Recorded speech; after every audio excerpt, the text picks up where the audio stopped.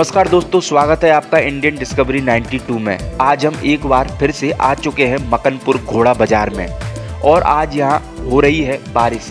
तो चलिए आज हम आपको दिखाते हैं कि जब घोड़ा बाजार में बारिश होती है तो वहाँ का माहौल कैसा होता है और बारिश से व्यापार पर क्या असर पड़ता है। जैसा कि आप देख सकते हैं कि खराब मौसम और बारिश होने के कारण घोड़ा व्यापारी अपने घोड़ों को तिरपाल और बोरों से ढक रहे हैं ताकि बारिश में भी भीगे ना और उनकी तबीयत खराब ना हो। जब घोड़ा बाजार में बारिश होती है तो घोड़ा व्यापारी घोड़ों को वैसे ही प्रोटेक्ट करते हैं जैसे एक माँ अपने बच्चों को करती है।